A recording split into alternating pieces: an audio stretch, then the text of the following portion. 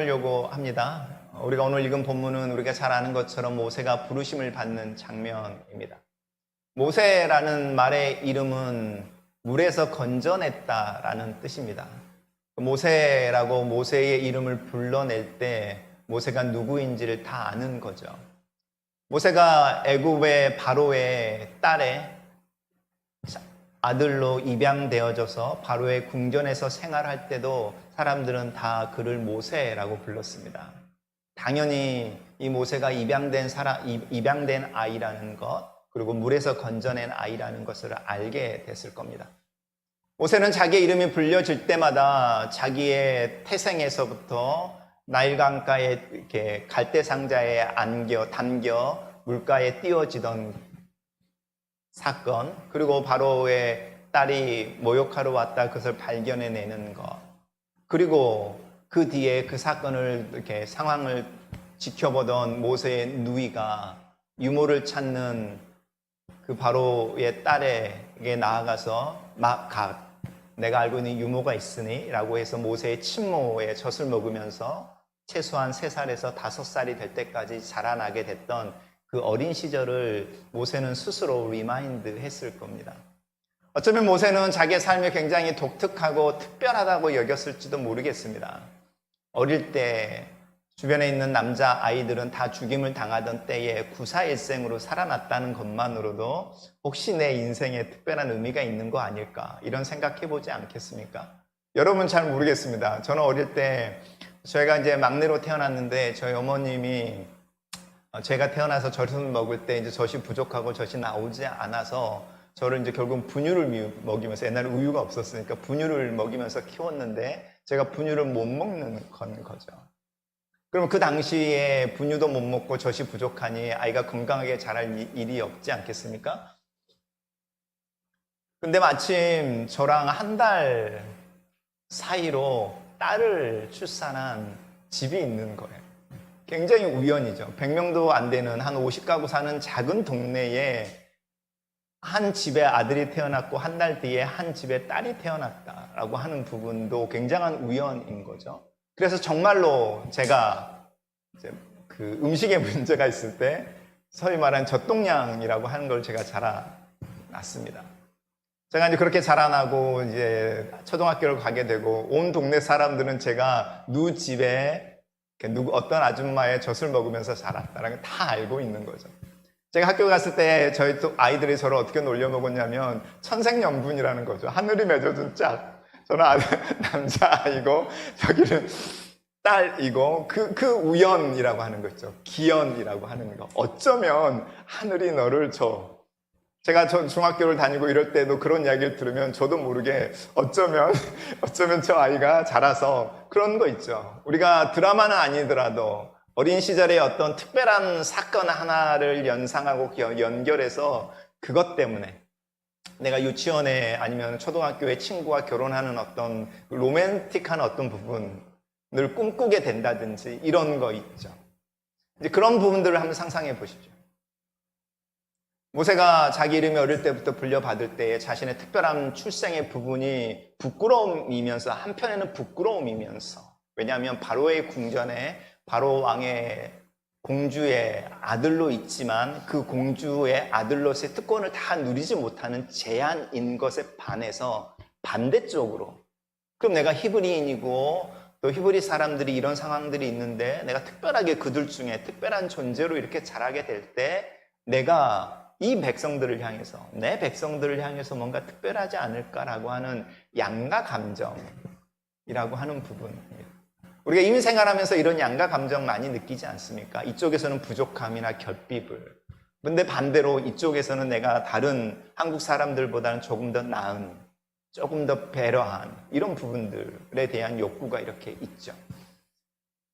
모세가 그렇게 아마 자라났을 겁니다. 그리고 40이라고 하는 인생의 나이가 됐을 때에, 모세의 나이에서는 우리로 하면 한 20세, 25세쯤 됐다고 생각해 보십시오. 그럴 때에 우연히 자기가 특별할지도 몰라라고 여기는 자식의 백성들 안에서 일어나는 어떤 일을 보게 되는 거죠. 그리고 그 일에 자기가 인발부하게 되고, 이때가 내가 물에서 건져내고 모세라는 이름을 갖게 되고 바로의 딸의 궁전에서 그의 아들로 키워지게 되고, 그리고 내 민족들보다 더 많은 걸 배우고 말도 더 잘하고, 이 상대적인 권력인 거죠. 이 권력을 갖게 되어지는 부분을 사용할 수 있는 기회가 아닐까라고 그 상황에 임발부해서 자기 백성들을 괴롭히던 이집트 사람 감독관을 때려서 죽이게 되는 거죠. 이제 모세는 어느 나이가 됐을 때 자기의 백성들의 리더로 서기로 결심을 한 거죠. 그리고 봉기를 일으킨 거랑 마찬가지죠. 근데 그 다음날 갔더니 자기가 그 전날에 자기의 백성들을 위해서 행했던, 아니면 자기가 어렸을 때부터 어쩌면 내가 이런 일들을 하도록 키워지는지도 모르겠다라고 꿨던 그 꿈의 첫 발자국이 산산이 깨어져 버리는 거죠. 그는 살인자였고,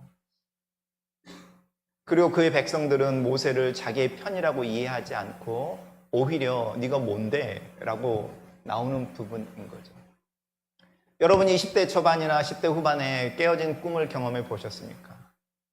한국 사회에서 깨어진 꿈을 경험하는 첫 번째 단계가 입시일 수 있습니다. 특별히 목표가 분명하고 대학을 정확하게 정하고 그것을 위해서 내가 올인을 해왔을 때, 그런데 그 일들이 어떤 형태로든 간에 허무하게 깨어져 버리는 그런 깨어지는 꿈 경험하신 분들이 있으실 겁니다. 대학을 졸업하고 깨어진 꿈을 경험하기도 합니다. 우리가 일생을 살면서 인생의 어느 시점에서 내가 기대하고 내가 이 일을 위해서, 아니면 이 일이 내게 이루어질 수도 있어라고 했던, 그래서 내가 전력 질주를 해왔던 어떤 꿈이 깨어져 버리는 걸 경험해 보셨습니까? 재수든, 아니면 취업의 문이든, 아니면 결혼 생활의 파탄이든, 아니면 내가 믿고 내 생애를 맡겼던 이의 어떤 형태로든 간에 배신이든, 우리의 신앙생활을 하면서 이런 깨어진 꿈이라고 하는 부분을 필연적으로 경험합니다. 예수를 믿지 않는 사람들도 동일하게 경험하는 부분이라고 할 수 있습니다. 그리고 나이가 들어가게 되면 그 깨어지는 꿈의 고통이 싫어서 꿈꾸는 것을 포기하게 되고, 어느 시점이 되면 꿈이라고 하는 건 사실 없죠. 현실인데 네가 나이가 몇 살인데 그런 꿈을 꾸어, 이런 이야기를 하는 겁니다. 오늘 본문에서 모세, 그래서 자기의 목숨을 구하기 위해서 호련단신으로 아무것도 가지지 않고, 그리고 자기의 지위가 박탈되어지고 자기의 민족으로부터는 배신과 배반을 당한 상태로 광야로 와서 몸을 의탁하면서 장인 이드로라고 하는 사람의 집에서 장인의 양떼들을 키우면서 40년이라고 하는 시간을 보내는 겁니다.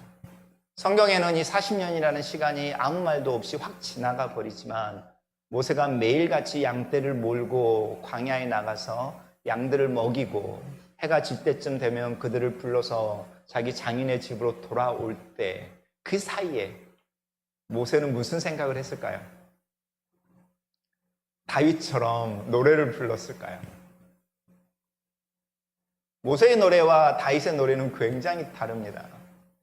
모세의 노래를 우리가 하나를 발견하게 되는데, 시편 90편을 보면 모세의 노래를 발견하게 됩니다.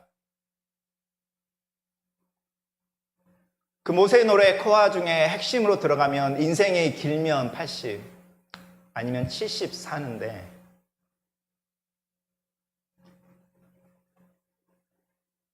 그 인생이 마치 하나님의 진노 아래에 있는 것 같다, 이렇게 이야기합니다.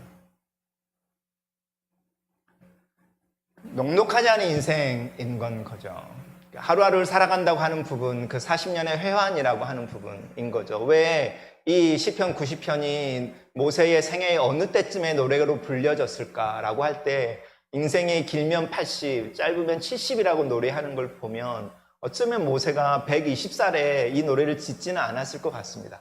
왜냐면 자기가 100살을 넘겼으면 인생 한 100년 살더라, 이런 이야기를 할 텐데, 길면 80, 짧으면 70이라고 이야기할 때 어쩌면 이 노래가 어떤 코아에 있는 어떤 부분은 마치 어쩌면 제 나이처럼, 제가 항상 이야기하지만 이제 살 날이 산 날보다 더 작아라고 하는 어떤 그 인생의 마지막에 대한, 죽음에 대한 어떤 이런 이야기들을 자각하게 되는 어떤 시점, 이런 시점하고도 연관되어져 있지 않았을까. 그래서 이 모세의 노래가 계속적으로 디벨롭되어져서 하나의 작품으로 나올 때라고 하는 그 시점이 모세의 인생의 후반기는 아니었을 거다. 이런 부분을 한번 생각해 보시면 모세의 그 회한의 40년이라고 하는 부분인 건 거죠. 그리고 오늘 이야기가 나오는 겁니다. 제가 왜 이런 이야기를 하냐면 제가 주보에도 잠깐 썼는데 우리가 신앙 이야기하는 사람은 성경에서 이야기하는 사람들을 영적인 거인으로 우리가 많이 이야기를 하지만 그들의 모습을 살펴보고 그들의 삶을 잘 내려다보면 그들이나 우리나 일반 다를 게 없다는 겁니다. 아브라함은 평생에 영주권을 갖지 못하고 떠돌아다니는 이민자였고요. 요셉은 자기의 이복 형제들과 싸우는 막장 드라마에 나오는 소위 말하는 가족들 비화의 희생양이었고요. 기드원은 일정 강점기에 순사로 아니면 아예 친일파로 갈 용기도 없고 그렇다 짐을 다 싸서 만주로 갈 용기도 없어서 아버지를 핑계로 고향에 남아서 겨우겨우 농사 짓고 순사들 지나가면 고개 숙이고 그들이 보지 않는 자리에서 몰래 뭔가를 하는 그냥 동네의 그 평범한 아니면 평범하기보다 더 낮은 청년이었고요. 우리가 알고 있는 사람들을 다 드러내 보십시오. 그 사람들 중에 하나님의 은혜, 하나님이 사용하시는 어떤 사람이라고 하는 사람들의 일상성이라고 하는 부분으로 돌아가면 우리랑 동일한 사람들입니다. 이것을 성경은 엘리야 이야기를 하면서 엘리야가 기도하니까 비가 오지 않고 엘리야가 기도하니까 비가 왔다고 말하지만 그 사람이나 우리나 동일한 사람들이었어. 이런 이야기를 하는 겁니다. 이 부분을 우리가 좀 시작해 보십시오. 오늘 본문 속에서 나오는 모세의 일상의 무료함, 그 무료함 깊은 곳에 숨어져 있는 표현해내지 않고 있는 깨어져 버린 꿈에 대한 아픔, 그리고 자기의 인생에 대한 질문, 그리고 아무것도 가지고 있지 않는 자기 소유라고 하는 것에 무라고 하는 이 절대적인 빈곤이나 의존의 삶을 살아야 되는 현실인 겁니다. 근데 흥미로운 것은 우리가 이런 현상에 빠져 있으면 여러분 길을 걸어가면서 아, 저 꽃 예쁘다 이렇게 말할 수 있습니까? 제가 정말로 고민하고 이렇게 가면 그러다가 아무 차도 지나다니지 않는 데서 교통사고를 낸 적이 있습니다. 차가 지나다니지도 않는 골목에 평소에는. 그리고 다른 것에 생각이 몰두해서 가는 중에 꽝 눈을 떠보니까 옆에 지나가는 차를 제가 벌써 밟고 있는 건 거죠. 그러니까 내 마음이 무엇인가에 빼앗겨 버렸을 때 지나가면서 펴있는 꽃 하나에 예쁘네 이 말 할 수 있습니까? 석양을 보면서 아, 아름답네 이렇게 말할 수 있습니까? 믿음이라고 하는 부분이 어디까지 갈 수 있을까라고 할 때 저는 이런 현실 속에서 믿음이라고 하는 부분이 이 정도만 해낼 수 있으면 그게 할 수 있음이 뭐냐면 석양을 보면서 참 아름답네 해도 저렇게 아름답게 지는데 하나님 내 인생을 이런 말 한마디 할 수 있으면 그 사람의 믿음은 저는 굉장히 큰 믿음이라고 생각합니다. 모세에게서 발견되어지는 특이점 하나죠. 작은 믿음 하나를 보는데 그 여유가 있다는 거죠. 자기가 그렇게 자기 인생에 몰두하고 깊이 빠져 있는데 어떤 일 하나가 터져 있는데 그 일에 눈길이 이렇게 가는 겁니다. 여러분 내가 아무것도 없고 돈이 없는데 그리고 내일 뭘 먹고 살지라고 이렇게 걸어가는데 구걸하는 사람이 내 눈에 들어올 것 같습니까? 근데 그게 보이더라는 거죠.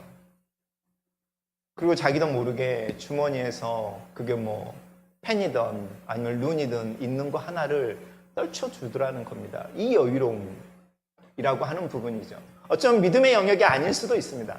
그 사람의 성품일 수도 있고 캐릭터일 수도 있는데 이 여유로움이라고 하는 부분이죠. 모세가 가지고 있는 여유로움이 그 부분인 거죠. 자기에게 어떤 일들이 일어났는데 우리는 그 일이 초자연적인 일이어서 모세가 집중했을 것 같지만 모세가 어떤 상황을 보고 훅 지나가 버리지 않고 거기에 집중해내는 여유로움 하나라고 하는 부분입니다. 우리의 삶이 정말 힘들고 어려울 때 이 숨통 트이게 하는 이렇게 시원한 바람 하나가 지나갈 때 그걸 느낄 수 있는 여유로움, 그 여유 정도는 가지고 살 수 있을까? 저는 믿음이 이 정도의 여유로움은 줄 수 있으면 좋겠다. 사실 기도 제목입니다. 정말로 우리가 못 살겠다고 이야기하는 상황 말고요. 정말로 못 살겠을 때의 상황에서 내가 스스로 자기를 자책하면서 숨을 못 쉬겠어라고 말하는 게 아니라 정말로 숨을 못 쉬는 상황에서 그런 여유로움 하나 가질 수 있을까? 굉장히 부러운 부분입니다. 모세가 하나님을 부름을 받는다고 하는 부분이 이 여유로움인 거죠. 하나님은 어떤 분이시냐면 오늘 본문에서 나오는 것처럼 하나님은 이스라엘 백성들의 아픔을 보고 알고 듣고 그래서 그것을 위해서 움직이는 분입니다. 이것을 우리가 긍휼이라고 부르고 컴패션이라고 부릅니다. 우리가 심퍼티라고 하는 것은 되게 아프구나, 아프구나 이렇게 말하는 게 심퍼티죠. 엠퍼티라고 하는 것은 네가 정말로 아프구나, 그러니 내가 그 감정에 대해서 이해해 라고 말하는 게 엠퍼티입니다. 심퍼티든 엠퍼티든 그 사람을 위해서 뭔가 하지 않습니다.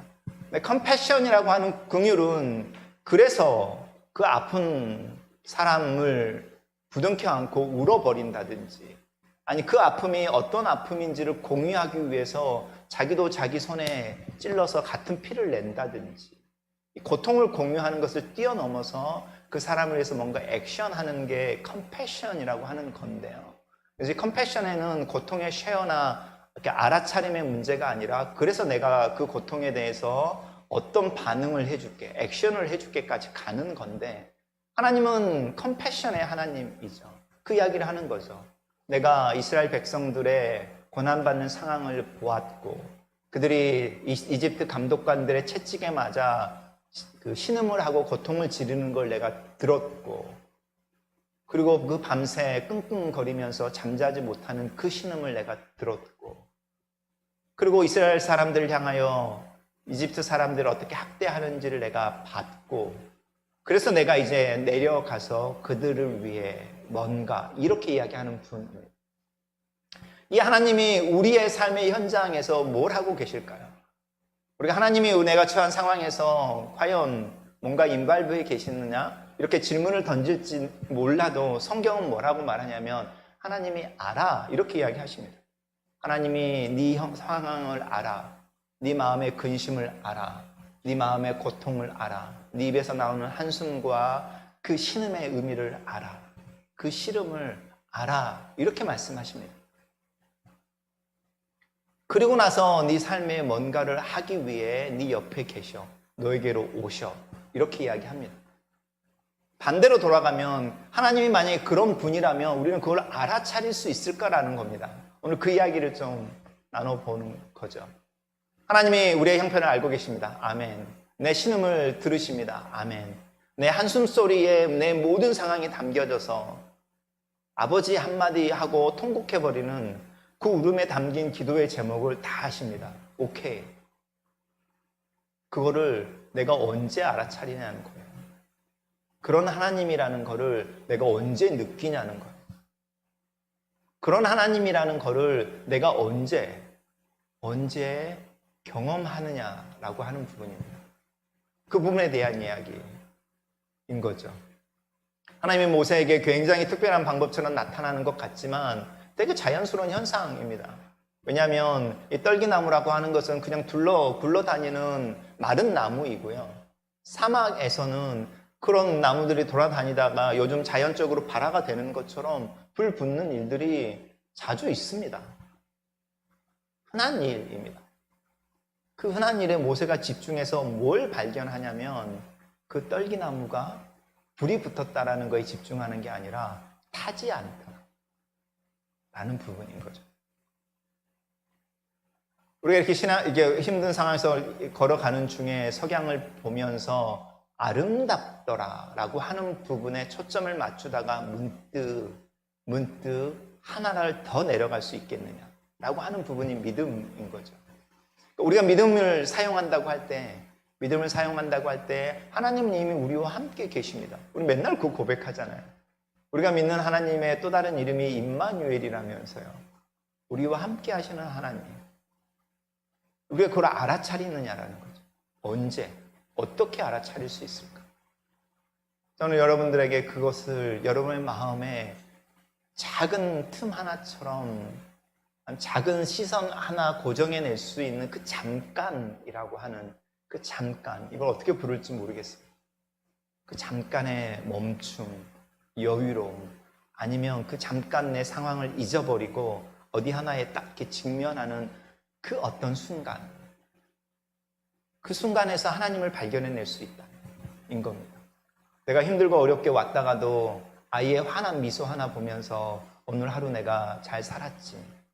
그리고 아버지로서 아니면 엄마로서 내가 오늘 열심히 살았지. 이 마음 하나 문득 떠올릴 수 있다면 그 아이의 달려오는 발걸음과 얼굴 미소 속에서, 그리고 하나님이 아직도 나에게 미래에 대한 소망을 주시는구나로 연결시킬 수 있다면, 우리가 그 라직이라고 하면 좀 그렇지만 그 믿음의 여유로움을 우리가 가질 수 있다면, 하나님이 여전히 우리와 함께 계시고 그 함께 계심을 우리는 알아차리고 있고, 그러는 중에 하나님이 나와 함께 내 인생을 몰아서 가고 싶어하는 어떤 목적지가 있다라고 하는 부분에 대해서 우리가 생각하게 된 거라는 거죠.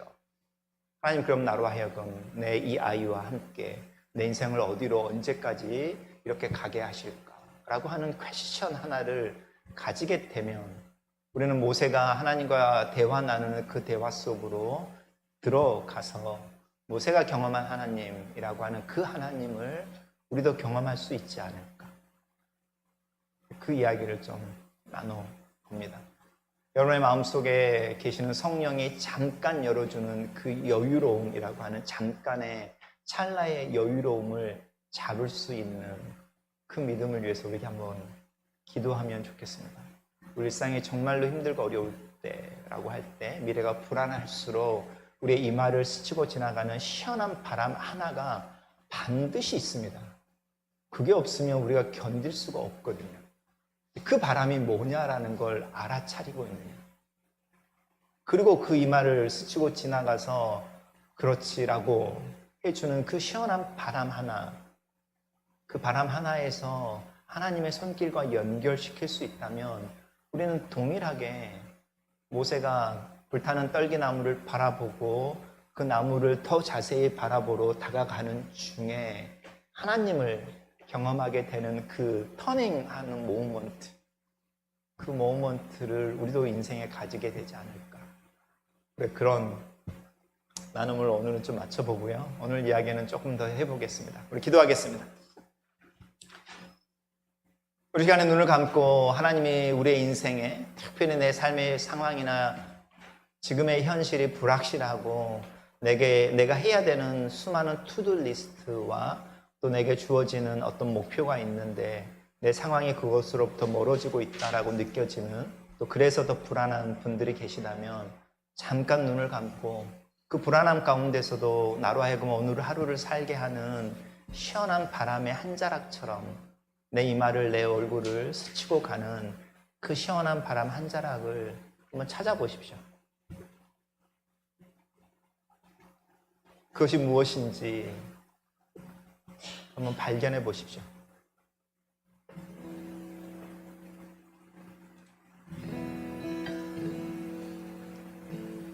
그 시원한 한 바람자락이, 한 바람자락이 우리가 사랑하는 아이들의 미소일 수도 있고요. 우리를 향해서 달려오는 우리 집에서 키우는 펫일 수도 있고요. 문득 우리가 차를 타고 지나가는데 손을 흔들어 주는 낯선 사람의 간단한 인사일 수도 있고요. 어떤 형태로든 간에 잠깐 불어가는 그 시원한 바람을 찾아보십시오. 그리고 그것의 신호가 하나님이 우리를 향해서 내가 너랑 함께 있지, 나 여기 있는데 알고 있어 라고 이렇게 웃으시면서 장난스럽게 우리를 향해서 불어내는 바람으로 여겨보십시오.